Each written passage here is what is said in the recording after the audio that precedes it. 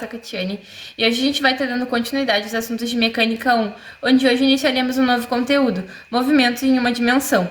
Antes de iniciar, eu gostaria de pedir que vocês dessem like no nosso vídeo e se inscrevessem no nosso canal para ajudar a gente.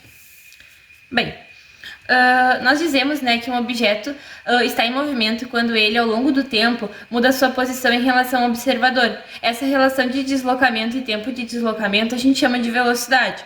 Se ao longo do tempo esse corpo continua se movendo com a mesma velocidade, falamos que o seu movimento, né, ele é uniforme. Assim, a cada intervalo igual de tempo, seu deslocamento espacial será o mesmo. Dessa forma, o movimento retilíneo uniforme, que é o nosso MRU, ele é descrito como um movimento de um móvel em relação a um referencial. Movimento esse ao longo de uma reta de forma uniforme, ou seja, com velocidade constante.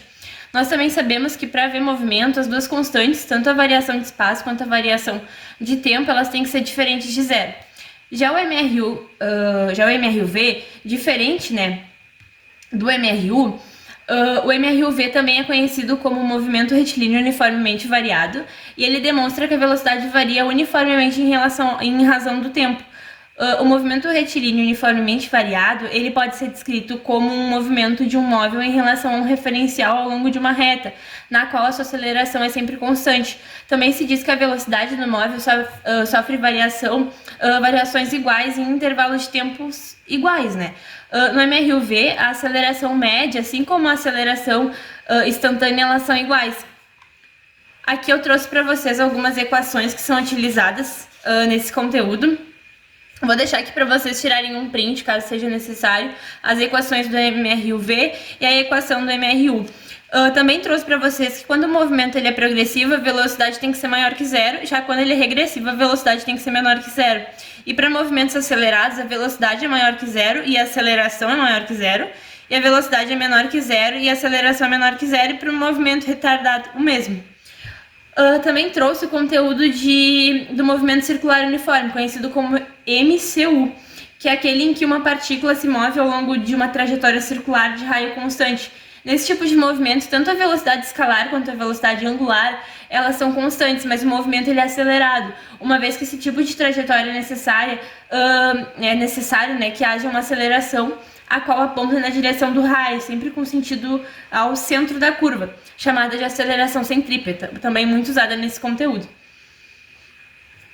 Também trouxe o movimento de queda livre, que é bem conhecido, né?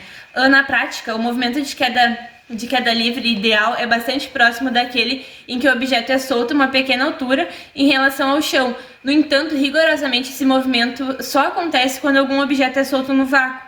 De acordo com as equações do movimento de queda livre, o tempo de queda não depende da massa dos objetos, mas da aceleração da gravidade e da altura que esse objeto é solto. A queda livre é um movimento vertical que ocorre com aceleração constante, de modo que a velocidade de queda do corpo aumenta a cada segundo em relação ao centro da Terra, de acordo com a aceleração da gravidade local. Quando soltos no vácuo, corpos de massas diferentes chegarão no mesmo tempo no chão.